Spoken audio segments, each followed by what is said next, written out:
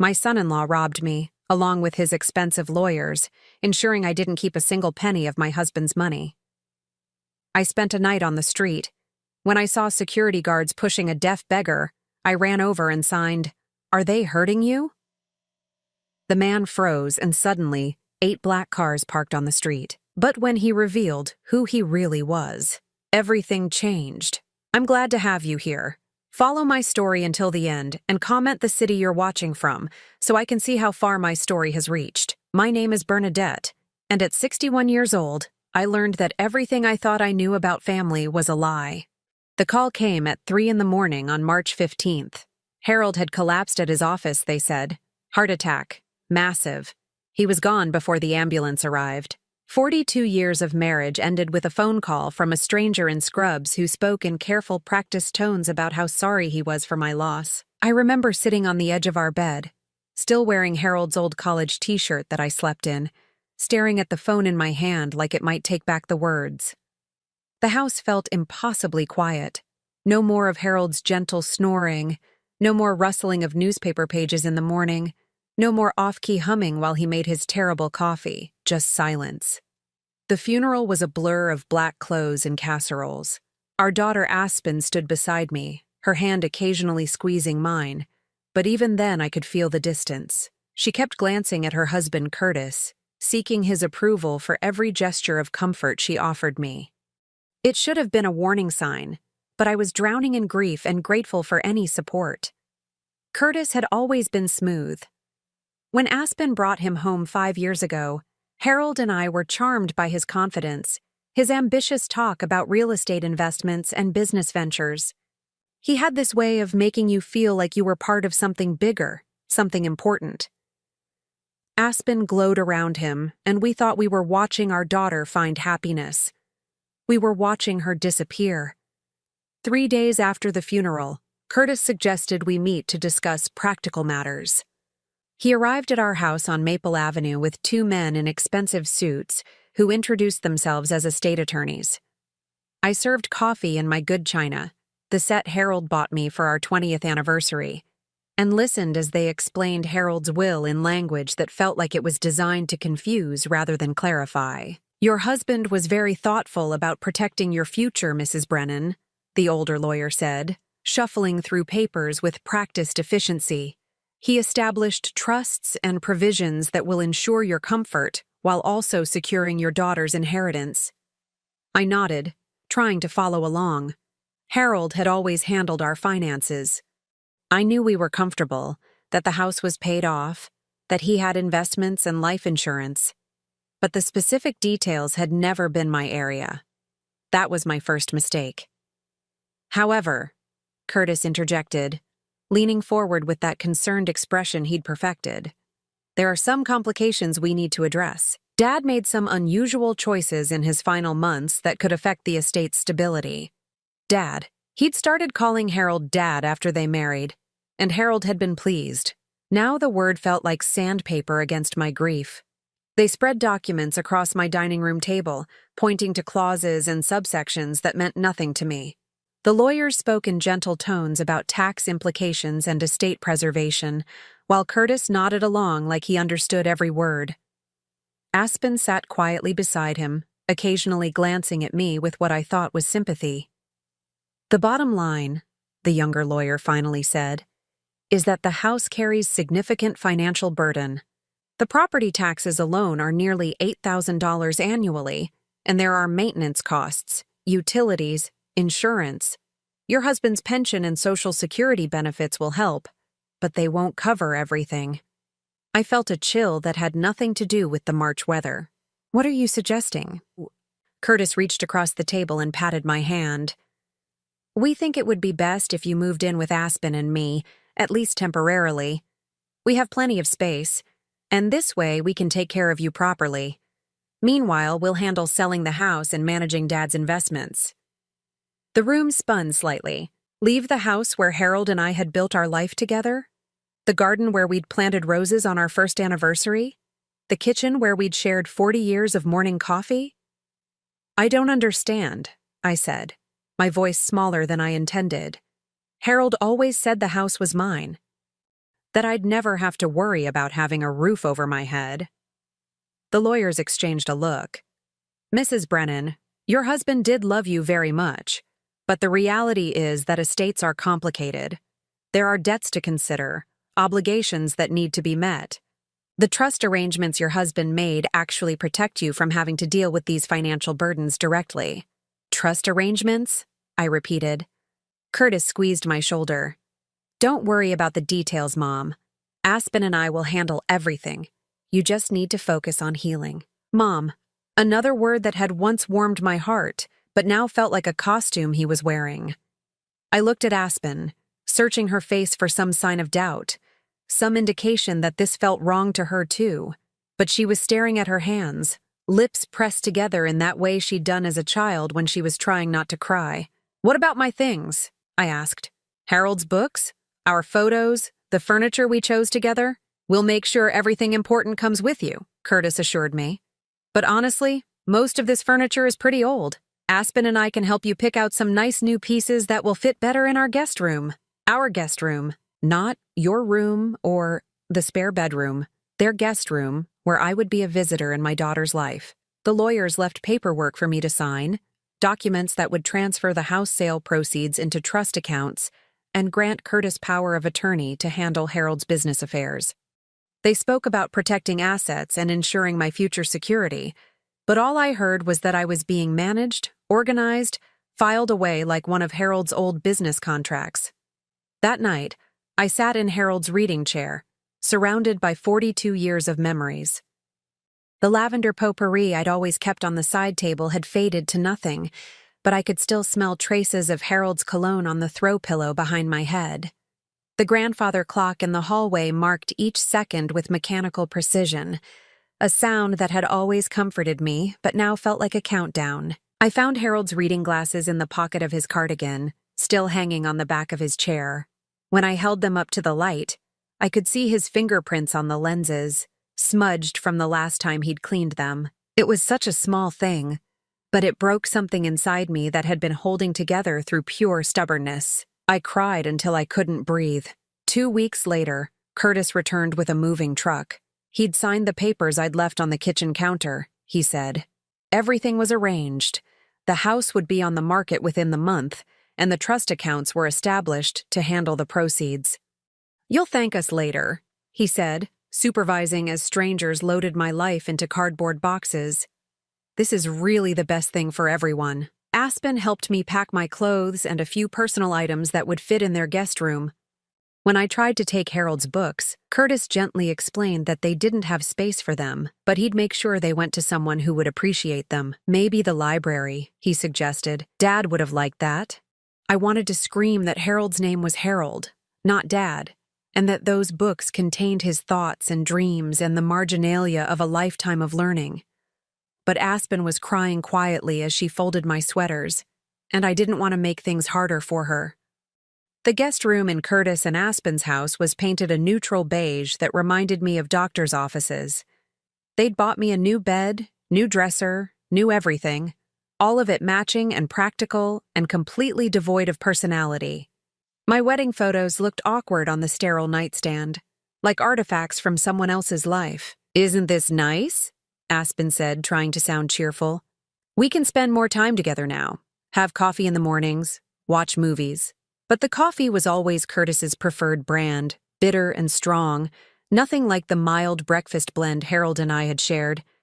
And the movies were whatever Curtis wanted to watch, usually business documentaries or action films that gave me headaches. I was grateful, I told myself. My daughter was taking care of me in my time of need. This was what families did. It took me 3 months to realize I'd been stolen from. The call came from Harold's old accountant, a kind man named Walter who'd handled our taxes for 15 years. He was confused, he said. He'd received notice that someone else would be managing the estate accounts, but some numbers weren't adding up. Did I know why Harold's life insurance payout had been deposited into an account I wasn't listed on? And why the house sale proceeds weren't showing up in any of the trust accounts Curtis had mentioned? My hands shook as I wrote down the figures Walter recited. The house had sold for $850,000. Harold's life insurance was worth $600,000. His retirement accounts totaled another $950,000, plus savings, investments, and other assets. Harold had left me nearly $2.5 million. I was living in someone else's guest room, surviving on my small Social Security check, while Curtis controlled an estate worth more than most people see in a lifetime. That evening, I asked Aspen to explain the discrepancy. She looked genuinely confused, then promised to ask Curtis when he got home from his business trip. But when Curtis returned 2 days later, his explanation was smooth and rehearsed. Estate taxes, legal fees, investment strategies to protect my future. The money was safe, he assured me, working for my benefit in ways I couldn't understand. Trust me, he said, using that patronizing tone that made me feel like a confused child. This is exactly what Dad would have wanted. But I'd found something else while Curtis was away. Harold's backup will, the one he'd kept in his desk drawer at home, the copy I'd somehow missed when we packed. Curtis and his lawyers had never seen it, which meant they couldn't explain why the provisions were completely different from what they'd shown me. In Harold's real will, written in his careful handwriting just 6 months before his death, everything was left to me. Not to trusts managed by my son-in-law, not to complicated financial arrangements, but to me, Bernadette Brennan, his beloved wife of 42 years. I confronted them at dinner that night, spreading both documents across their granite kitchen table. The fake will with its complex legal language and trust arrangements, and Harold's real will with its simple, clear directive. Curtis barely glanced at the papers. Bernadette, you're confused. Estate planning is complicated, and grief can make it hard to understand these things. I understand theft, I said, surprised by the steadiness of my own voice. I understand that you used my grief and my trust to steal my husband's life's work. The temperature in the room dropped 10 degrees. Curtis set down his fork with careful precision, and Aspen stopped breathing altogether. That's a serious accusation, Curtis said, his voice losing its warmth for the first time since Harold's death. Especially against someone who's been trying to help you. Help me? I laughed, but there was no humor in it. You've stolen nearly $2.5 million from me. You've convinced your wife that I'm too incompetent to manage my own life. You've erased every trace of my husband from existence and made me grateful for the privilege. Aspen finally spoke, her voice barely above a whisper. Mom, Curtis wouldn't do that. He's been taking care of both of us. I looked at my daughter, really looked at her, and saw what I'd been too grieved and grateful to notice before. The tension in her shoulders, the way she glanced at Curtis before speaking, the careful control in her voice. This wasn't a woman standing by her husband. This was a woman afraid of him. Aspen, I said gently, when was the last time you made a decision without asking Curtis first? She opened her mouth, then closed it. Her eyes filled with tears, but whether from anger or recognition, I couldn't tell. Curtis stood up, his chair scraping against the tile floor with violent emphasis. I think this conversation is over. Bernadette, you're obviously struggling with some confusion about Harold's intentions. Maybe we should look into some counseling or medication that might help with the grief. The threat was clear. Disagree with him, and I'd be labeled mentally unstable.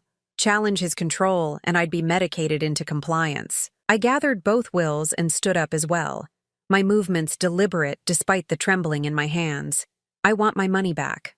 All of it. And I want it within a week. Curtis smiled, the expression so cold it made my skin crawl. What money? You're living here rent-free, eating food we provide, using electricity we pay for. You have no assets, Bernadette. You have no legal standing.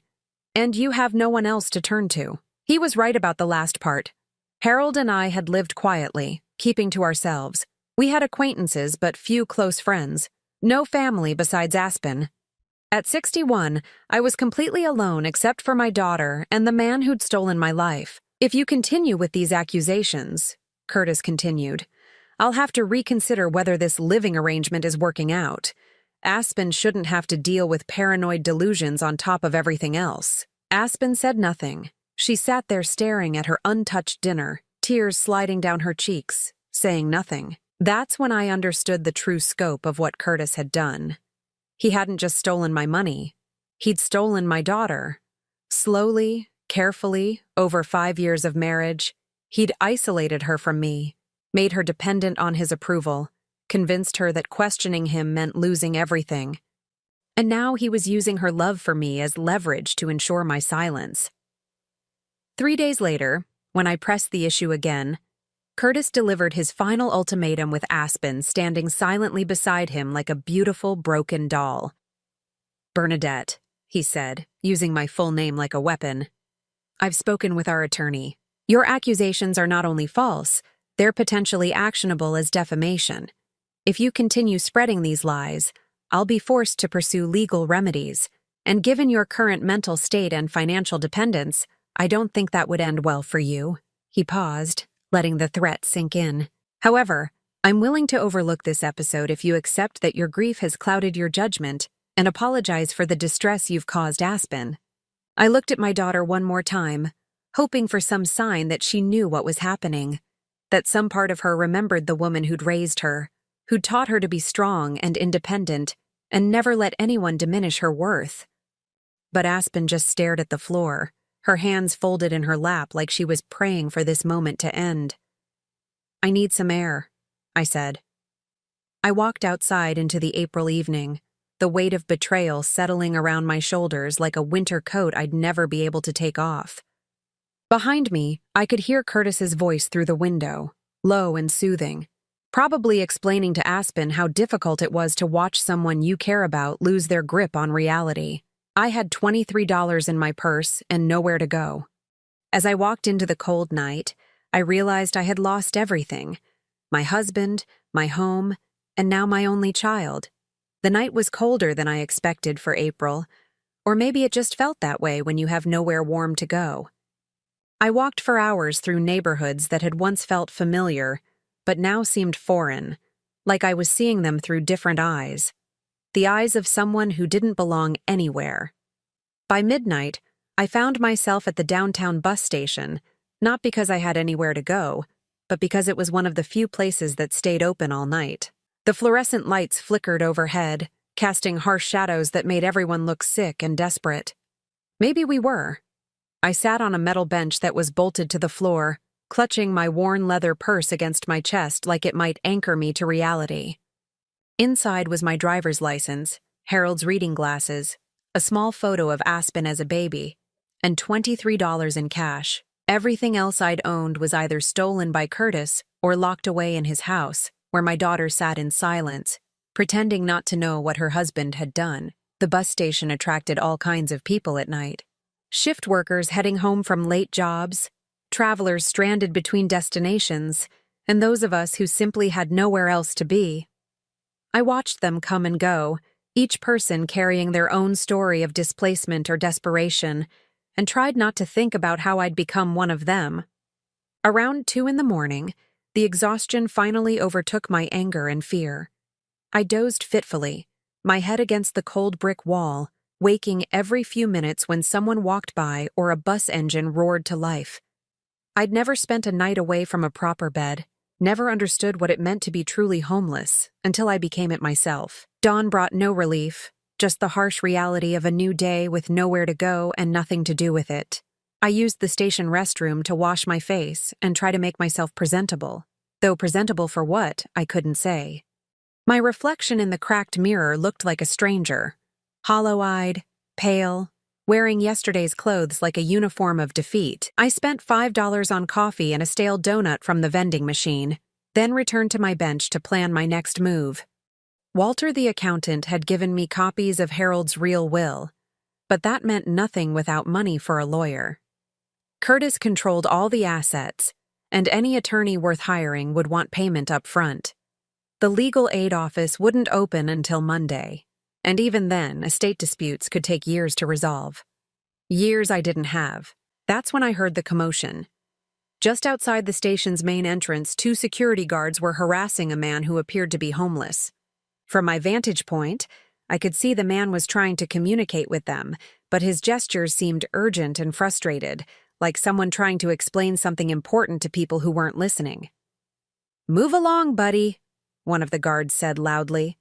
"You can't sleep here." The man gestured more frantically, pointing to something on the ground. then to his ears and mouth. The guards weren't getting it, or didn't care to try. "Look, we don't have time for this," the second guard said, grabbing the man's arm. "Either walk away or we'll call the cops." That's when I realized what was happening. The man wasn't just gesturing randomly. He was using sign language. And the guards were treating his attempts at communication like defiance. I stood up without thinking, my body moving before my brain caught up. My brother David had been born deaf, and I'd learned sign language as a child to communicate with him. We'd lost touch over the years, especially after he moved to California for work, but the language was still there, buried in my muscle memory like riding a bicycle. "Excuse me," I called out as I approached the guards. "I think there's been a misunderstanding." The guards turned to look at me, a 61-year-old woman in wrinkled clothes carrying a beat-up purse. Not exactly an intimidating presence, but they paused their harassment. I focused on the man they'd been bothering. He was probably in his late 50s, with graying hair and clothes that had seen better days, but his eyes were alert and intelligent. When he saw me approaching, something in his expression shifted from frustration to cautious hope. I raised my hands and signed slowly. "Are they hurting you? Do you need help?" The man's reaction was immediate and startling. His eyes widened, not with gratitude but with something closer to shock. He stared at me for a long moment, then signed back. "You can understand me?" His signing was fluid, practiced, the movements of someone who'd been using the language his entire life. But there was something else in his expression, a flicker of recognition that made no sense given that we'd never met. "Yes," I signed back. "What's wrong? What were you trying to tell them?" He pointed to the ground near where he'd been sitting. There was a wallet lying there, expensive leather with a corner sticking out from under a newspaper. Someone had dropped it, probably without realizing. I turned to the security guards. "He found a wallet. He was trying to turn it in, not cause trouble." The guards looked skeptical, but bent down to examine the wallet. Inside was nearly $300 in cash, along with credit cards and identification for someone named Robert Chen. "Well, I'll be damned," the first guard muttered.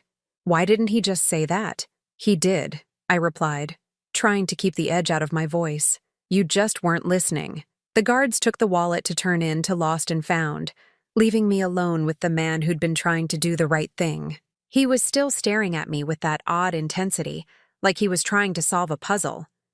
"Thank you," he signed. "Most people don't bother." "Most people don't know how," I signed back. "I learned from my brother." "Your brother is deaf?" "Was. He passed away 3 years ago." The lie came easily. David was actually alive and well in San Diego, but explaining our estrangement felt too complicated for a conversation with a stranger. The man nodded sympathetically, then signed, "I'm sorry for your loss. It's rare to meet someone who understands." Something about the way he phrased it made me pause. Understands what? What it's like to be invisible. To have people look right through you, or past you, like you don't matter. His words hit closer to home than he could have known. I thought about Curtis dismissing my concerns, Aspen's silence at dinner, the lawyers who'd spoken about me like I wasn't in the room. "Yes," I signed. "I understand that feeling very well." We stood there in comfortable silence for a moment, two people who'd been made invisible by circumstance and design. Then he signed, "Would you like to get some coffee?" Real coffee, not the station machine garbage. I hesitated. I barely knew this man, and my $23 wouldn't stretch to restaurant coffee. But something in his expression was kind, genuinely kind, in a way I hadn't experienced in months. "I don't really have money for," I began. "My treat," he signed, then added with a slight smile, "I insist. It's the least I can do for someone who helped me with those guards." We walked 3 blocks to a small diner that looked like it had been there since the 1950s. Red vinyl booths, checkered linoleum floors, and the smell of bacon grease and strong coffee. The kind of place Harold and I used to love for weekend breakfasts, before everything changed. The man, who'd introduced himself as Daniel through fingerspelling, ordered coffee for both of us and asked if I was hungry. My stomach answered for me with a loud growl, and he smiled, ordering us both the breakfast special. "So," he signed as we waited for our food, "what brings you to the bus station at dawn? Traveling somewhere?" I could have lied, could have made up a story about visiting relatives or taking a trip, but something about Daniel's direct, honest gaze made deception feel impossible. "I don't have anywhere to go," I signed simply. "My husband died 3 months ago, and my son-in-law stole everything. I spent last night on a bench." Daniel's coffee cup stopped halfway to his lips. He set it down carefully and studied my face. "Stole everything?" "Nearly $2.5 million. The house, the life insurance, retirement accounts. All of it." Signing the words made them feel more real somehow, more final. "And my daughter won't help me. She's too afraid of him." "Have you gone to the police? Reported the theft?" I shook my head. "He's too smart for that. Used lawyers, fake documents, legal language, made it all look legitimate. On paper, he's just a caring son-in-law helping his grieving mother-in-law manage complex financial matters." Daniel was quiet for a long time, his expression thoughtful. When our food arrived, he barely touched it, just continued studying me with those intelligent eyes.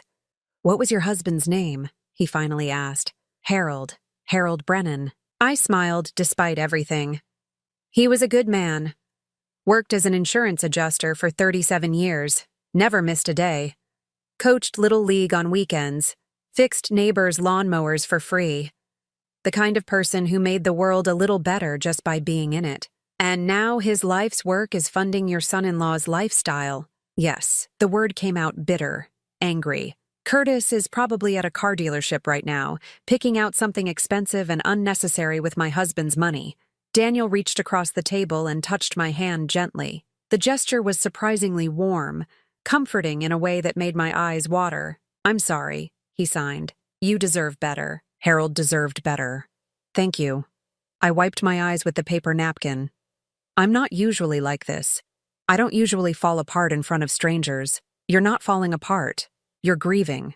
And you're angry. Both of those are appropriate responses to betrayal." The way he said it with such certainty made me wonder about his own experiences with loss and anger. But before I could ask, he was signaling the waitress for more coffee. "What will you do now?" he asked. "I don't know. Try to find a lawyer who'll work on contingency, maybe. Look for a job, though I haven't worked in 15 years. Find somewhere to sleep that isn't a bus station bench." I shrugged. "Survive, I suppose." Daniel nodded slowly, then pulled out his wallet. Not expensive like the one he'd found, but worn leather that had seen years of use. He counted out $60 and placed it on the table. "I can't accept that," I signed quickly. "You've already bought breakfast." "It's not charity," he replied. "It's an investment." "In what?" He smiled, the first real smile I'd seen from him. "In the possibility that good things can happen to good people, even when everything seems hopeless." Something about the way he said it made me pause. There was weight behind those words, like he was speaking from experience. And when he stood to leave, he moved with a confidence that seemed at odds with his shabby appearance. "Will I see you again?" I asked. "I hope so," he signed. "I'll be around. I'm always around." He left me sitting in the diner with $60 I hadn't asked for. Coffee I couldn't have afforded, and the strangest feeling that this encounter meant more than a simple act of kindness between strangers. I spent the rest of the day walking through the city, thinking about Daniel's words and the odd intensity in his eyes when I'd first signed to him. The way he'd reacted to my communication wasn't just gratitude, it was recognition. But recognition of what? That evening I returned to the bus station, not because I wanted to, but because I had nowhere else to go. The same bench, the same harsh lights, the same collection of displaced people seeking shelter in a place that offered none. But as I settled in for another sleepless night, I kept thinking about Daniel's parting words. "I'll be around. I'm always around." The way he stared at me wasn't gratitude, it was recognition. But recognition of what? I didn't see Daniel for 3 days after our breakfast meeting. I spent those days learning the harsh reality of homelessness in a city that wasn't designed for people like me. The $60 he'd given me stretched further than I'd expected. A night in a cheap motel, some basic toiletries, enough food to keep going. But money runs out, and by the third evening, I was back at the bus station, wondering if I'd imagined the entire encounter. Maybe Daniel had been nothing more than a kind stranger who'd briefly crossed my path. Maybe I'd been foolish to think there was something more significant about our meeting. When you're desperate, you see hope in places where none exists. I was dozing on my usual bench when someone gently touched my shoulder. I jerked awake, momentarily disoriented, then saw Daniel standing beside me, but something was different about him. He was clean-shaven, his hair neatly trimmed, and instead of the shabby clothes I'd seen him in before, he wore dark jeans and a simple gray sweater that looked expensive without being flashy. "Bernadette," he signed, his expression serious. "We need to talk." I rubbed my eyes, trying to shake off the confusion. "You look different." "Yes, there's something I need to tell you, but not here." He gestured toward the station entrance. "Can you come with me?" Every instinct told me to be cautious. I knew nothing about this man except that he'd been kind to me when kindness was rare. But what choice did I have? Stay on the bench, watching the night tick by one fluorescent flicker at a time, or follow someone who might have answers to questions I didn't even know how to ask. I gathered my purse and followed him outside, where a black sedan waited at the curb. Not flashy, not ostentatious, but clearly expensive. The kind of car that whispered wealth rather than shouting it. "This is yours?" I signed. Daniel nodded, then opened the passenger door for me. As I settled into leather seats that probably cost more than my monthly Social Security check, I wondered what kind of homeless man owned a car like this. We drove in silence through downtown, past the business district where Harold used to work, up into the hills where the city lights spread below us like scattered diamonds. Daniel pulled into the circular driveway of a house that took my breath away. Not because it was ostentatious, but because it was so perfectly, quietly elegant. Prairie-style architecture with clean lines and floor-to-ceiling windows that glowed warmly in the darkness. "Daniel," I signed as we sat in the parked car. "What's going on?" He turned to face me, and in the dashboard light I could see something in his expression that looked almost like guilt. "My name isn't Daniel. Well, it is, but it's Daniel Morrison, and I'm not homeless." The words hit me like cold water. I stared at him, trying to process what he'd just told me. "Then why were you at the bus station? Why the act?" "Because sometimes you need to disappear to understand who you really are. And sometimes you need to test people to see if genuine kindness still exists in the world." He got out of the car and came around to open my door, but I remained seated, my mind spinning. Test people? Was I some kind of experiment? No. His response was immediate, emphatic. "You were never an experiment. You were proof that I was right to keep looking." "Looking for what?" "Someone real. Someone who would help a stranger without expecting anything in return. Someone who would see a person instead of an opportunity." I followed him to the front door, my legs unsteady on the flagstone walkway. Inside, the house was even more beautiful than the exterior suggested. Not showy or pretentious, but filled with art and books and comfortable furniture that invited you to stay a while.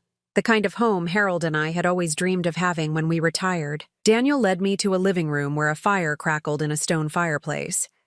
He gestured for me to sit on a burgundy leather sofa that was probably worth more than my car had been. "I need to explain," he signed, settling into a chair across from me. "And I need you to listen to the whole story before you decide whether to walk away." I nodded, though part of me wanted to run right then. This felt like stepping into someone else's life, someone else's reality where homeless people turned out to be wealthy and kind strangers had hidden agendas. 3 years ago, Daniel began, I was exactly what you'd expect from someone who owns a house like this. Rich, successful, surrounded by people who told me what I wanted to hear. I owned Morrison Industries. Maybe you've heard of it? I had. Morrison Industries was a manufacturing conglomerate that made everything from medical equipment to aerospace components. Harold had always spoken admiringly of their employee benefits and environmental initiatives. It was the kind of company that made products that mattered, that improved people's lives. I was married to a woman named Patricia, Daniel continued. 23 years together. We had 2 children, Rebecca and Michael. Rebecca was a doctor, brilliant and compassionate. Michael was an artist, the kind who saw beauty in places other people missed. And Patricia.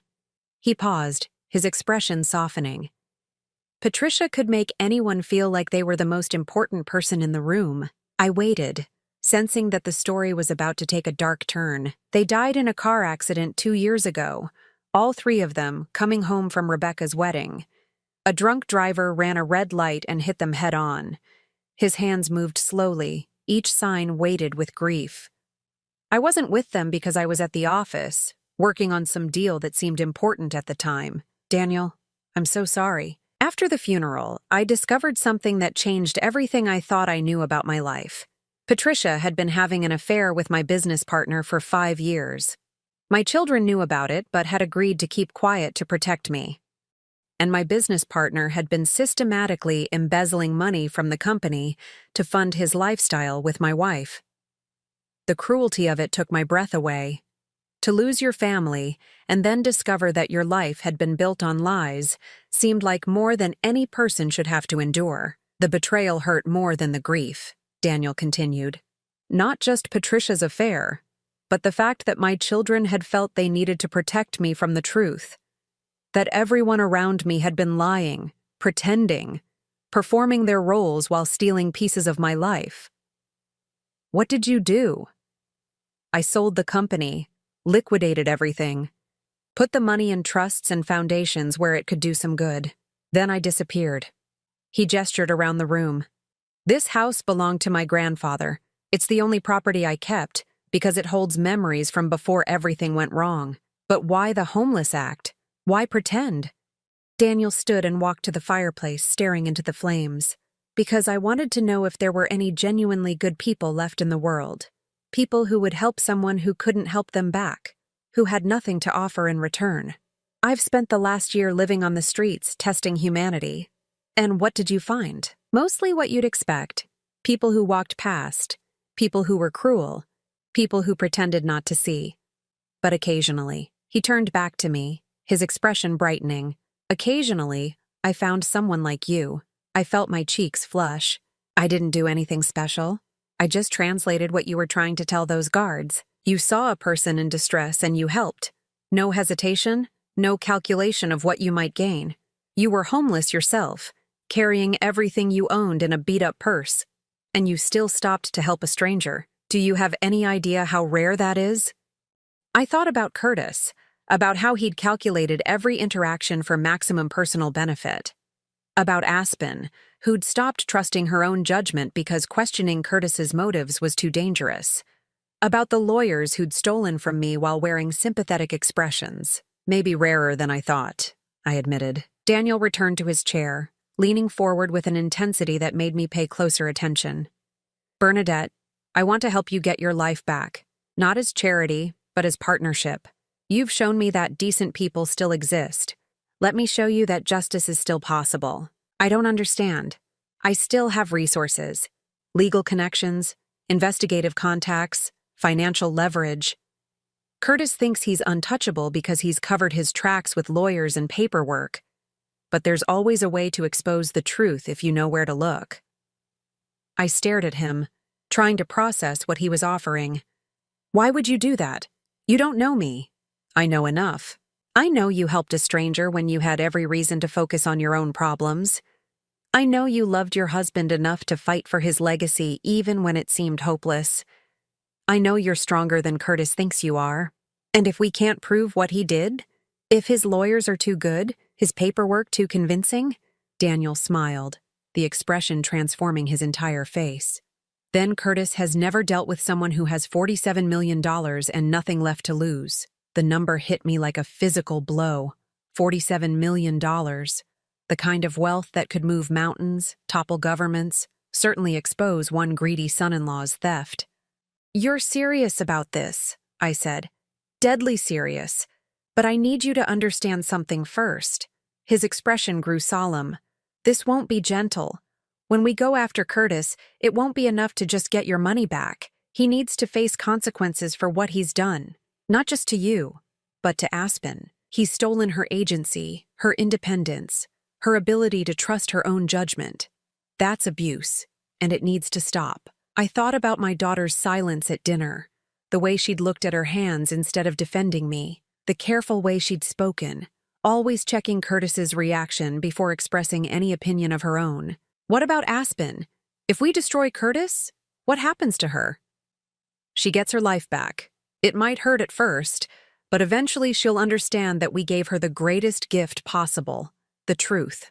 I stood up and walked to the window, looking out at the city where my old life had died and my new one was being born. Somewhere down there, Curtis was sleeping peacefully in a house bought with Harold's money, confident that I would never have the resources to challenge him. Aspen was probably lying awake beside him, trapped in a marriage built on lies and control. If I agree to this, I said, there's no going back. Curtis will fight dirty. He'll try to turn Aspen against me completely. Yes, Daniel agreed. He will. The question is, are you willing to risk losing your daughter temporarily in order to save her permanently? I closed my eyes and thought about Harold, about the life we'd built together through honest work and genuine love, about the future he'd tried to secure for me, stolen by someone who saw kindness as weakness and trust as opportunity. When I opened my eyes, Daniel was watching me with patient understanding. What do we do first? I asked. His smile was fierce, predatory in a way that should have scared me but instead filled me with hope. First, we gather evidence. Then we give Curtis a choice: return what he's stolen voluntarily, or have it taken from him by force. And if he chooses to fight, then we destroy him so thoroughly that Aspen will finally see who she really married. I should have been shocked by the cold calculation in his voice. Instead, I felt a surge of satisfaction that someone finally understood the scope of what Curtis had done and was willing to match his cruelty with superior force. There's one more thing, Daniel said. Once we start this, you can't stay at shelters or bus stations anymore. Curtis might have people watching for you, and we need you safe while we work. I can't afford, you'll stay here. There are 4 guest bedrooms, and I could use the company. His expression softened. This house has been empty too long. It needs laughter, conversation, life. It needs someone who understands what it's like to lose everything and find the strength to rebuild. I looked around the beautiful room, at the books and art and comfortable furniture, and imagined what it would be like to live somewhere warm and safe while planning Curtis's downfall. To have hot meals and soft beds and someone who believed in my fight for justice. Why are you really doing this? I asked. Daniel was quiet for a long moment, staring into the fire. When he finally answered, his voice was gentle but determined. Because Curtis represents everything I've come to hate about people with power. The casual cruelty, the assumption that money makes you superior, the belief that you can destroy someone's life without consequences, and you represent everything I'd hoped still existed: dignity in the face of loss, kindness without expectation of reward, the refusal to surrender even when everything seems hopeless. He turned to meet my eyes. I thought I'd lost everything when my family died, but losing everything taught me what really matters. Now I want to help you find that same clarity. And if we succeed, if we get my money back and expose what Curtis did, then you'll have the resources to rebuild your life however you want it. And I'll know that justice is still possible in a world that often feels hopeless. I nodded slowly, feeling something I hadn't experienced in months, the stirring of hope. Not the desperate hope of someone with no options, but the confident hope of someone who finally had allies and resources and a plan for victory. When do we start? I asked. Daniel's smile was answer enough. I thought I'd lost everything. I never imagined I'd find someone who'd lost even more. Living in Daniel's house felt surreal for the first week. I'd wake up in a guest bedroom larger than the entire apartment Harold and I had shared when we were first married, surrounded by Egyptian cotton sheets and furniture that belonged in magazines. The view from my window overlooked the city where I'd spent 3 nights sleeping on benches, and the contrast was almost too much to process. Daniel had given me space to adjust, but also made it clear that this wasn't charity. Every morning, we met in his study to plan our next move against Curtis.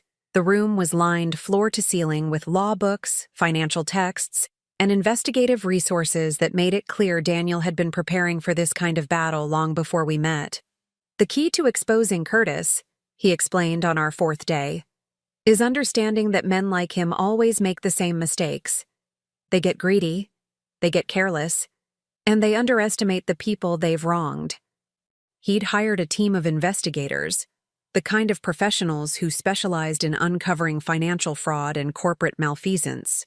They worked quietly, methodically, following paper trails and digital footprints that Curtis thought he'd erased. The first breakthrough came on Tuesday morning.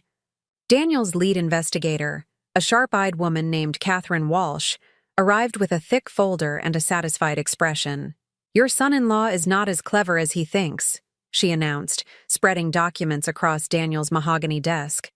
"We've found 3 separate bank accounts he opened using your husband's social security number and forged signatures. The money trail is quite clear once you know where to look. I studied the papers, seeing Harold's name on documents he'd never signed, authorizing transfers he'd never approved. The scope of Curtis's deception was breathtaking. He'd been planning this theft for months before Harold died, setting up the infrastructure to steal everything the moment I was too grieved to pay attention. This is enough to file criminal charges," Catherine continued. "Bank fraud, identity theft, elder abuse. He's looking at serious prison time." "What about the lawyers who helped him?" I asked. "They had to know these documents were fake." Daniel's expression darkened. "That's where it gets interesting. We've discovered that Curtis has been paying his legal team from your husband's estate. He's literally using your money to pay the people helping him steal from you." The audacity of it left me speechless. Curtis hadn't just stolen my inheritance, he'd made me pay for the privilege of being robbed. "There's more," Catherine said, pulling out another set of documents. "Your daughter's finances are completely controlled by Curtis. He's the sole signatory on all their accounts, credit cards, investments. She can't access money without his approval, and he's been using her name on loan applications without her knowledge." I thought about Aspen's quiet desperation, the way she'd seemed to shrink into herself over the years of her marriage. I'd attributed it to normal marital adjustment, but now I saw it for what it really was: financial abuse designed to ensure her complete dependence. "He's trapped her," I whispered. "Completely," Daniel agreed. "Even if she wanted to leave him, she has no access to money, no credit in her own name, no way to support herself independently. It's a classic pattern of financial control." That afternoon, Daniel and I drove to the courthouse to file the criminal complaints. Watching the clerk stamp and process the paperwork felt like the first time in months that I'd taken action, rather than simply enduring whatever Curtis chose to do to me. But Daniel wasn't content with just legal proceedings. "Criminal cases can take years," he explained as we sat in his car outside the courthouse. "Curtis will use every delay tactic his lawyers can think of. Meanwhile, he's still controlling Aspen and spending your money. We need to force his hand. What do you have in mind?" "We're going to make him an offer he can't refuse. Return everything he's stolen, plus interest for the damages he's caused, and we'll consider settling quietly. Refuse, and we'll take this public in ways that will destroy not just his finances but his reputation." "You think he'll agree to that?"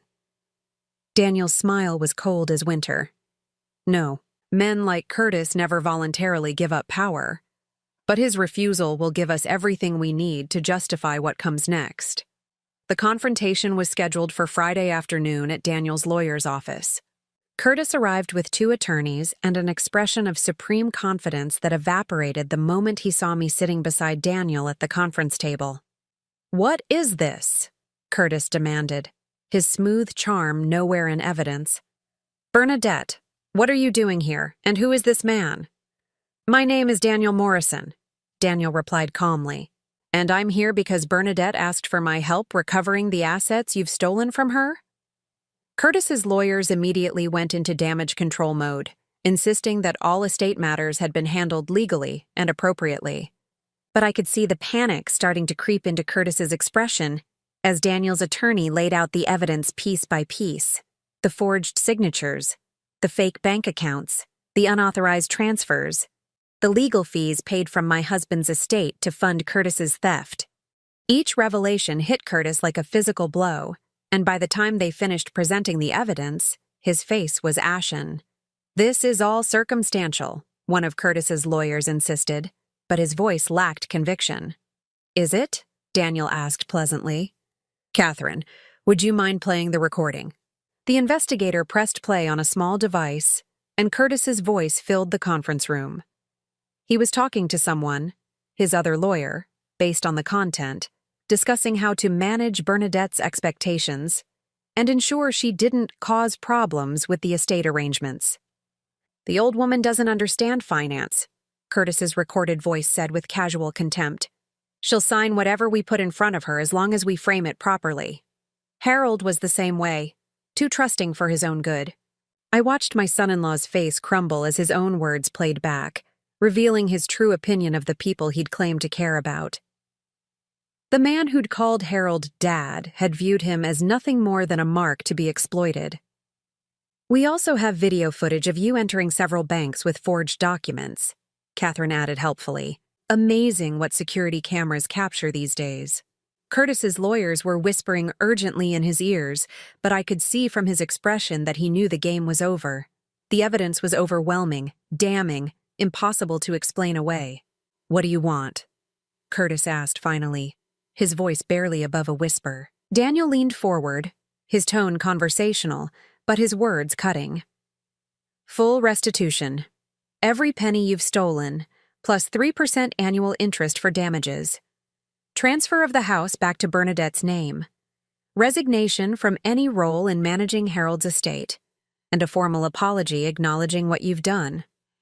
And if I refuse, then we file criminal charges tomorrow. Bank fraud alone carries up to 30 years in federal prison. Add in elder abuse, identity theft, and conspiracy, and you'll be an old man before you see the outside of a prison cell again." Curtis looked to his lawyers for support, but they were already distancing themselves, making notes about withdrawing from representation and protecting their own interests. "I need time to consider," Curtis began. "No," Daniel interrupted. "You've had months to do the right thing. You get 5 minutes to decide whether you want to resolve this quietly or face the full consequences of your actions." The 5 minutes felt like an hour. Curtis sat hunched over, his lawyers offering whispered advice that he seemed unable to process. Finally, he looked up with the expression of a man who'd just realized his life was over. "How do I know you won't pursue criminal charges even if I agree?" "Because unlike you," I said, speaking for the first time since the meeting began, "we keep our word. Return what you've stolen and we'll consider the matter resolved. But if you ever try to control or manipulate Aspen again, if you ever prevent her from having a relationship with me, we'll revisit these criminal charges." Curtis nodded slowly, defeat written across his features. "What about Aspen? What do I tell her?" "You tell her the truth," Daniel said. "That you've been stealing from her mother and controlling her finances without her knowledge. That you've systematically isolated her from her family while using her husband's money to fund your lifestyle. You tell her exactly who you are. She'll leave me." "Yes," I agreed. "She probably will. And that will be the first honest thing to happen in your marriage." The paperwork took 3 hours to complete. Bank transfers, property deeds, legal waivers, and documents that would restore my access to everything Harold had left me. By the time we finished, Curtis looked like he'd aged 10 years.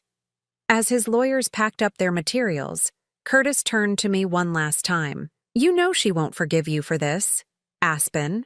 She'll blame you for destroying her marriage." "Maybe," I replied, "but at least she'll be free to make that choice for herself." After Curtis left, his shoulders bowed with defeat. Daniel and I sat in the conference room surrounded by the detritus of legal battle. I should have felt victorious, but instead I felt hollow, exhausted by the necessity of destroying someone to protect myself and my daughter. Are you having second thoughts? Daniel asked gently. I considered the question seriously. Curtis was Aspen's husband, the father of any children she might have. Destroying him would cause her pain, at least initially.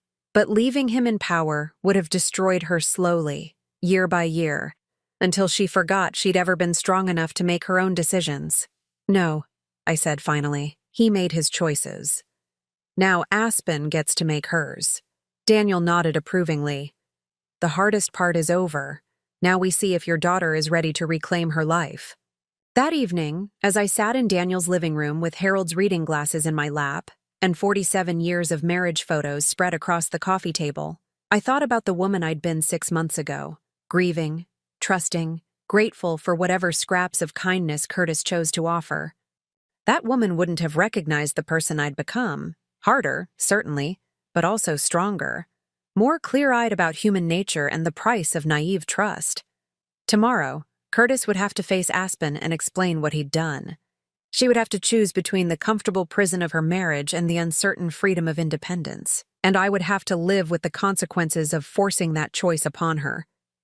But tonight, for the first time since Harold died, I felt like I was fighting for something, rather than just surviving each day. Curtis had no idea what was coming, neither did Aspen, but after tomorrow everything would change. The call came at 7:30 the next morning. I was sitting in Daniel's kitchen, nursing my second cup of coffee and trying to prepare myself for whatever aftermath would follow yesterday's confrontation. When my phone rang and I saw Aspen's name, my heart stopped for a moment. "Mom?" Her voice was shaky, uncertain, Curtis told me. He said there were some legal issues, some misunderstanding about Dad's estate. Can we talk? Some misunderstanding. Even facing complete exposure, Curtis couldn't bring himself to tell the truth directly. Of course, sweetheart. Where would you like to meet? Could you come here? To the house? Curtis is. He's not feeling well today. He's staying home from work. I'll bet he isn't feeling well, I thought. Having your life's work exposed as systematic theft would certainly affect anyone's health. I'll be there in an hour, I told her. Daniel offered to drive me, but I declined. This conversation needed to happen between mother and daughter without the intimidating presence of the man who'd helped orchestrate Curtis's downfall. Whatever came next had to be Aspen's choice, made freely and without pressure from either side. The drive to Oak Ridge Drive felt surreal. 6 months ago, I'd made this same journey as a homeless woman with $23 and nowhere else to go.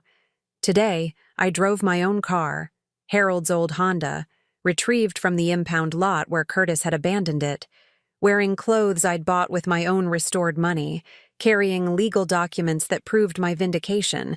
The house looked exactly the same from the outside. Perfect lawn, perfect landscaping, perfect facade hiding the rot within. I sat in the driveway for a few minutes, gathering my courage. No matter how this conversation went, it would change everything between Aspen and me. Either we'd finally be honest with each other, or we'd lose whatever fragile connection we still had. Aspen answered the door before I could knock. She looked terrible, pale, hollow-eyed, like she hadn't slept. Her usually perfect hair was pulled back in a messy ponytail, and she wore wrinkled clothes that suggested she'd been up all night. "Mom?" she said, and threw her arms around me. I held her tight, breathing in the familiar scent of her shampoo, feeling how thin she'd gotten. When had my daughter become so fragile? When had I stopped noticing that she was disappearing inside her own life? "Come in," she whispered against my shoulder. "We need to talk." Curtis was nowhere to be seen as Aspen led me to their living room. The space was still as cold and impersonal as I remembered, expensive furniture arranged for show rather than comfort, no family photos or personal touches that might suggest actual people lived here. We sat across from each other on opposite ends of their pristine white sofa, and for a moment neither of us spoke. Aspen twisted her wedding ring around her finger, a nervous habit she'd developed as a child whenever she was anxious. "Curtis told me some things last night," she finally said. "About the legal settlement. About Dad's money." "What did he tell you?" Aspen's voice was barely above a whisper. "He said you hired lawyers to challenge the estate arrangements. that you made accusations about him stealing money. He said it was all a misunderstanding, that you were confused about the legal complexities, but that he agreed to settle rather than put you through a long court battle. I felt my jaw tighten. Even in confession, Curtis couldn't resist painting himself as the generous victim. "And what do you think about that?" I asked carefully. Aspen looked up at me, tears brimming in her eyes. "I think my husband has been lying to me for months, maybe years." The admission hung between us like a confession of sin. Aspen had always been proud of her ability to read people, to see through facades and manipulation. Admitting that Curtis had fooled her was like admitting she'd lost faith in her own judgment. "What makes you think that?" I asked gently. "The phone calls, late-night conversations he thought I couldn't hear, meetings with lawyers that he said were about his business deals, and—" She paused, struggling with the words. "The money. We live in this house, drive expensive cars, take vacations I know his salary can't afford. When I asked him about it, he said he was good at investing, that Dad had left detailed financial instructions about growing the estate, but you never saw any of those instructions." "No.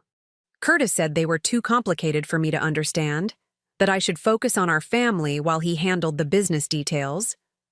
Aspen laughed bitterly. "I was so grateful to not have to worry about money that I never questioned where it was coming from." I reached across the space between us and took her hand. "Tell me what happened last night."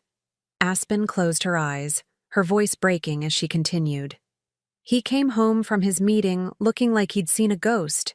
He went straight to his office and started making phone calls, angry calls where he kept saying things like, 'This can't happen,' and 'find another way.' Then he came upstairs and told me we needed to talk. And he said you'd been working with some rich man to make trouble for us, that this man had convinced you that Curtis had done something wrong with Dad's money, and that they were threatening legal action unless Curtis agreed to pay you off." Tears spilled down her cheeks. "But Mom," the way he said it, he wasn't angry about false accusations. He was angry about getting caught. The truth was finally breaking through the carefully constructed lies Curtis had built around their marriage. I squeezed Aspen's hand, encouraging her to continue. I started asking questions.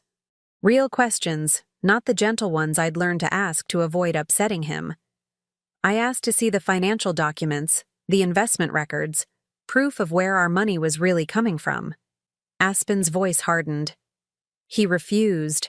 Said I was being hysterical, that I was letting you poison me against him. And that's when I knew. Knew what? That you'd never tried to poison me against anyone. You'd barely spoken to me in months, barely fought for yourself even when you should have. But Curtis had been working very hard to make sure I never questioned him about anything. I felt a surge of pride mixed with heartbreak. My daughter was stronger than Curtis had given her credit for, but it had taken her so long to trust her own instincts again. "What did you do?" I waited until he fell asleep. Then I went to his office. The financial files, he said, were too complicated for me to understand. Aspen's voice turned bitter. They weren't complicated at all. They were bank statements showing transfers from accounts in Dad's name, investment records showing Curtis liquidating Dad's retirement funds, legal bills paid from Dad's estate to cover the cost of stealing from you. The magnitude of Curtis's betrayal was finally hitting her. Not just the theft, but the systematic way he'd conditioned her to stop asking questions, stop trusting her own judgment, stop believing she was capable of understanding her own life. "He stole everything," she whispered, "and he made me complicit by keeping me ignorant." "Where is Curtis now?" "Upstairs, packing." Aspen's voice was hollow. "I told him to leave. He kept trying to explain, trying to convince me that what he did was justified, because you didn't understand finance, because Dad would have wanted him to protect the money from your poor decisions. Even facing complete exposure, he still couldn't admit that what he did was wrong." I thought about Curtis's arrogance, his absolute certainty that he was entitled to make decisions for other people. Even losing everything wouldn't change his fundamental belief that he was superior to the women whose lives he'd controlled. "I'm sorry," I said softly. "I know this hurts." Aspen shook her head. "Don't apologize. You saved me. If you hadn't fought back, I might have spent the rest of my life living a lie. raising children with a man who saw me as property to be managed rather than a person to be respected. What will you do now? I don't know. Aspen wiped her eyes with the back of her hand. I haven't had to make my own decisions in so long. I'm not sure I remember how. Curtis controlled everything. Where we lived, how we spent money, who we socialized with, even what I wore to important events. I felt like I was slowly disappearing, but I told myself it was normal, that marriage meant compromise. It doesn't mean surrendering your identity. No, but it took losing you to make me realize what I'd given up. Aspen met my eyes directly for the first time since I'd arrived. I'm sorry, Mom, for choosing him over you, for not defending you, for letting him convince me that you were the problem. I was so afraid of losing my marriage that I was willing to sacrifice my relationship with my mother. The apology I'd been waiting months to hear finally came, and it meant everything. Not because I needed Aspen's acknowledgement of my pain, but because her ability to see clearly again meant she could rebuild her life on truth rather than illusion. You don't need to apologize for being manipulated by an expert manipulator, I told her. Curtis spent years conditioning you to doubt yourself. Breaking free from that kind of psychological control takes enormous courage. I don't feel courageous. I feel stupid. You feel human, and human beings sometimes trust the wrong people, especially when those people work very hard to seem trustworthy. We sat in comfortable silence for a few minutes, both of us processing the wreckage of our relationship with Curtis and the possibility of rebuilding something honest between us. Mom, Aspen said finally, who was the man who helped you? Curtis kept referring to him as your rich friend, but he seemed really angry about whoever it was. I told her about Daniel, about our meeting at the bus station and his decision to help me fight for justice. I explained his background, his own experiences with betrayal and loss, the resources he'd been willing to invest in exposing Curtis's crimes. He sounds like a good man, Aspen said when I finished. He is, and he understands what it's like to lose everything and find the strength to rebuild. Is that what we're doing? Rebuilding? I looked around Curtis's house with its expensive emptiness and complete lack of warmth. Do you want to rebuild? Aspen followed my gaze, taking in the sterile perfection that had been her prison for 5 years. Yes, but not here. This place never felt like home anyway. It felt like a museum where I was just another display piece. Footsteps on the stairs interrupted our conversation. Curtis appeared in the doorway, carrying 2 suitcases and wearing the expression of a man who'd lost a war he'd been certain he would win. He looked between Aspen and me, his face cycling through anger, desperation, and finally a cold calculation that made my skin crawl. Aspen, he said, his voice taking on the honey-sweet tone he'd always used to manipulate her. You don't have to do this. We can work through this misunderstanding. Your mother has turned you against me, but we can fix our marriage if you're willing to try. Aspen stood up slowly, her posture straightening as she found her courage. There's nothing to fix, Curtis. There never was a real marriage to begin with. Just you controlling me while you stole from my mother. I protected you from having to worry about complex financial matters. You stole $2.5 million. Aspen cut him off, her voice stronger than I'd heard it in years. You forged my father's signature, opened bank accounts in his name, and used his death as an opportunity to rob his widow. Nothing you say can change those facts. Curtis's mask finally slipped completely. Fine. But you'll regret this, both of you. You think you're so much better than me, but you're nothing without me. Aspen, you haven't worked in 5 years. You have no credit, no savings, no skills that any employer would value. You'll come crawling back within 6 months. No, Aspen said with quiet certainty. I won't. Curtis turned his venom toward me. And you, Bernadette. You think your rich friend will keep protecting you forever? Men like him don't help people out of kindness. He wants something from you, and when he gets it, you'll be alone again. Maybe, I replied calmly. But I'd rather be alone with my integrity than married to someone who sees me as property. Curtis grabbed his suitcases and headed for the door, but paused at the threshold for one final attack. You've destroyed this family, he spat. I hope you're satisfied. Aspen walked past him to open the front door wider. No, Curtis, you destroyed it. We're just cleaning up the wreckage. After he left, Aspen and I stood in the sudden quiet of the house, listening to his car pull out of the driveway and disappear down Oak Ridge Drive. It's over, Aspen said wonderingly, as if she couldn't quite believe it. The lying is over, I agreed. But everything else is just beginning. My daughter stood between her old life and the truth, and for the first time, I wasn't sure which she'd choose.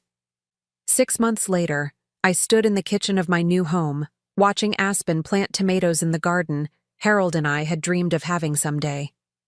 The house wasn't large or pretentious, a comfortable craftsman bungalow on the outskirts of town with enough land for vegetables and flowers and the kind of quiet that lets you think clearly. Aspen had moved in with me 2 weeks after Curtis left, not because she had nowhere else to go, but because we both needed to learn how to be family again. The guest room she'd chosen overlooked the garden, and she'd painted it soft yellow, the color of hope and new beginnings. The basil is coming up beautifully, she called through the open window. And I think the pepper plants are going to produce enough for us to can some salsa this fall. I smiled, remembering how Curtis had sneered at the idea of Aspen having dirty fingernails or learning practical skills like gardening and cooking. He'd preferred her ornamental, decorative, safely contained within the narrow boundaries of his vision for the perfect wife. The woman in my garden bore little resemblance to that carefully controlled person. Aspen's hair was shorter now, easier to manage, and she wore jeans and old sweaters instead of the designer clothes Curtis had selected for her. She looked younger, healthier, more like the daughter I remembered from before her marriage. The financial settlement had been completed without further drama. Curtis had transferred every penny back, plus the 3% annual interest Daniel had demanded. The house on Oak Ridge Drive had been sold, with Aspen's share going into an account in her name alone. Money Curtis couldn't touch, control, or even monitor. More importantly, the criminal charges had been dropped as agreed, but not before Curtis's theft had been thoroughly documented and reported to the State Bar Association. His law license was under review, and 2 of the attorneys who'd helped him faced their own disciplinary proceedings. Justice, as Daniel had promised, was sometimes slow, but ultimately thorough. Curtis himself had disappeared, rumor suggested to another state where his reputation hadn't yet caught up with him. Aspen had received divorce papers through the mail, which she'd signed without hesitation or regret. I should have done it years ago, she'd told me as she mailed back the signed documents. I just needed to remember who I was before he convinced me I was nothing without him. The process of rebuilding trust between us had been gradual, sometimes difficult. Years of manipulation had left Aspen uncertain about her own judgment, and years of being dismissed had left me protective of my independence. But slowly, conversation by conversation, we'd learned to be honest with each other again. The turning point had come one evening in July when Aspen found me crying over a photo album filled with pictures of Harold. Instead of offering platitudes or trying to fix my grief, she'd simply sat beside me and cried too. Not just for the grandfather she'd barely known, but for all the time Curtis had stolen from our family. "I'm sorry I wasn't there when you needed me most," she'd whispered. "I'm sorry I let him convince me that your grief was weakness, and his control was strength." "You're here now," I'd replied. "That's what matters." Daniel had become a regular presence in our lives, though not in the way Curtis had predicted. There was no hidden agenda, no expectation of payment for his help. He simply understood what it meant to rebuild after betrayal, and he offered the kind of friendship that comes from shared experience with loss and recovery. He'd started coming for dinner once a week, usually bringing ingredients for elaborate meals that taught Aspen and me new cooking techniques. The house filled with laughter and conversation in ways it never had when I'd lived alone, or when Aspen had been trapped in her sterile marriage. "You know," Aspen said one evening as we cleaned up after one of Daniel's cooking lessons, "I think Dad would have liked him." She was right. Harold had always been drawn to people with quiet integrity, those who did the right thing without needing recognition or reward. Daniel's decision to help a stranger seek justice would have earned Harold's immediate respect and friendship. This morning, Aspen was particularly excited about the garden because Daniel was coming for lunch, and she wanted to show off the vegetables that were finally ready for harvest. At 33, she was learning to take pride in small accomplishments, personal achievements that belonged to her alone. The doorbell rang at exactly noon, punctual as always. I opened the door to find Daniel carrying a bottle of wine and a bouquet of sunflowers from his own garden. "How's the patient?" he asked, referring to Aspen's recent bout with a summer cold that had kept her home from her new job for 3 days. "Fully recovered and eager to show off her agricultural prowess," I replied, leading him through the house to the backyard. Aspen had indeed recovered, blooming with health and confidence in ways that would have been impossible during her marriage. She'd found work at a local nonprofit that helped women transition out of abusive relationships, using her own experience to guide others toward independence and safety. "It's strange," she'd told me after her first week at the job. "For so long, I thought my experience with Curtis was just a failed marriage, personal weakness on my part. But when I heard other women's stories, I realized that what he did was textbook financial and emotional abuse. Recognizing that pattern helped me understand that I wasn't weak, I was systematically undermined." The work was demanding but fulfilling, giving Aspen a sense of purpose that had been missing from her life as Curtis's decorative wife. More importantly, it was hers, a career she'd chosen based on her own interests and values, not something selected for her by someone who saw her as an extension of himself. Over lunch, we talked about Aspen's latest clients, Daniel's foundation work, and my own tentative plans to volunteer at the local literacy center. At 62, I was discovering interests and abilities that had been dormant during my years as Harold's wife and Curtis's victim.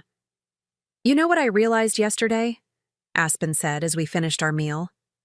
"For the first time in years, I made it through an entire day without wondering if someone would approve of my choices. I picked my own clothes, ordered my own lunch, decided how to prioritize my work tasks, all without seeking permission or second-guessing myself."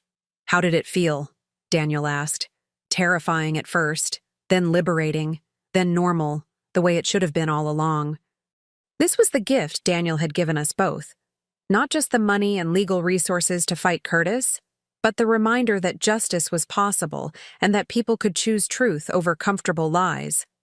As the afternoon wore on, Aspen excused herself to take a nap, still recovering her energy after being sick. Daniel and I moved to the front porch, where we could watch the neighborhood children playing in the street and enjoy the late summer breeze. "Any regrets?"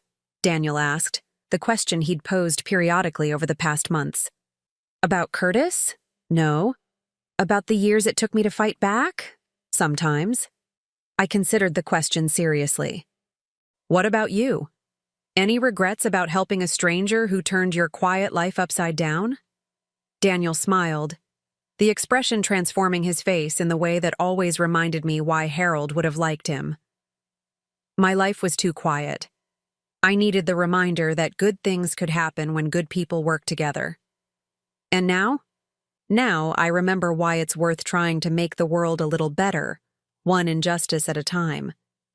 We sat in comfortable silence, two people who'd found friendship in the ruins of our separate tragedies.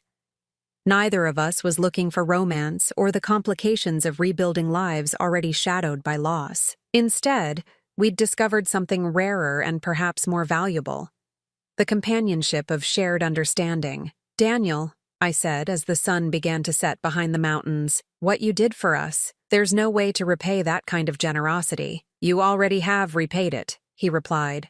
"You reminded me that there are people worth fighting for, causes worth investing in, and that sometimes justice really does prevail when good people refuse to give up." "Is that enough? For someone who's lost as much as you have?" Daniel was quiet for a long moment, watching the children chase fireflies in the gathering dusk. When he finally answered, his voice was thoughtful but certain. "I spent a year living on the streets, testing whether humanity was worth saving. I met dozens of people, some kind, some cruel, most just indifferent. But you were the first person who saw someone in distress and acted without calculation, without wondering what you might gain or lose." He turned to meet my eyes directly. That moment when you intervened with those security guards, when you treated me like a person worth defending. That's when I knew the world still contained people like my Rebecca would have been if she'd lived longer. Like my Patricia could have been if she'd chosen honesty over deception. You gave us our lives back. You gave me hope back. That's a fair trade. As evening settled over our quiet street, Aspen emerged from the house carrying 3 glasses of iced tea and the photo album I'd been avoiding for months. She set the drinks on the porch table, then settled into the chair beside mine. "I found these when I was looking for something else," she said, opening the album to pages filled with pictures of Harold. "I thought it might be time to remember him properly, without all the grief and anger Curtis left us with."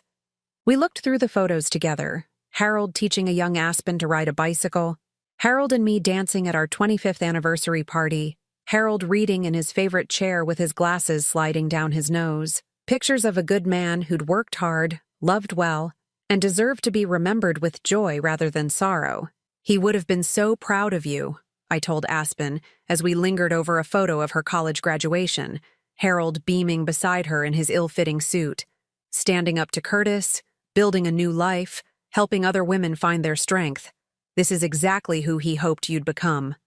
"And he would have been grateful to you," Aspen said to Daniel, "for making sure his sacrifice meant something, that the life he built for us wasn't stolen permanently." Daniel studied the photos with the careful attention of someone who understood the weight of memory. "He looks like a man who understood what really mattered." "He did," I agreed. "Family, honesty, hard work, treating people with dignity. Simple values, but not always easy ones. The best values never are." As the stars came out, we talked about Harold and the life he'd built for us, the legacy Curtis had tried to steal, and the future we were creating from the ashes of his deception. It was the kind of conversation Harold would have loved. Honest, thoughtful, filled with people who cared more about doing right than appearing impressive. By 10 o'clock, Daniel was gathering his things to leave, but he paused at the porch steps for one final observation. "You know what strikes me most about this whole experience?" he said.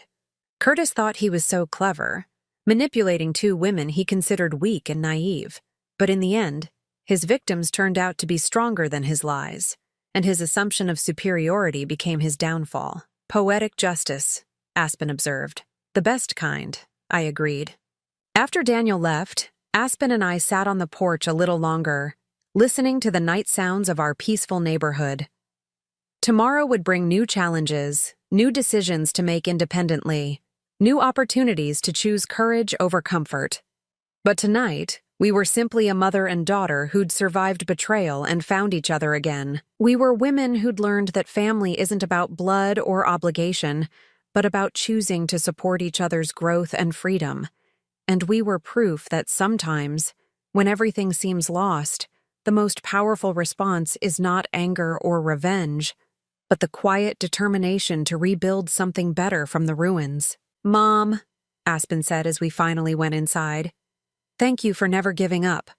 On me, on yourself, on the possibility that things could get better. Thank you for finding your way back to yourself, and for choosing truth over comfort." We locked the doors and turned out the lights, secure in our small house filled with honest relationships and possibilities for tomorrow. Outside, the garden grew in the darkness, tended by our own hands, rooted in soil that belonged to us. Sometimes losing everything is the only way to find what you really need. Now I'm curious about you who listened to my story. What would you do if you were in my place? Have you ever been through something similar? Comment below. And meanwhile, I'm leaving on the final screen 2 other stories that are channel favorites, and they will definitely surprise you. Thank you for watching until here.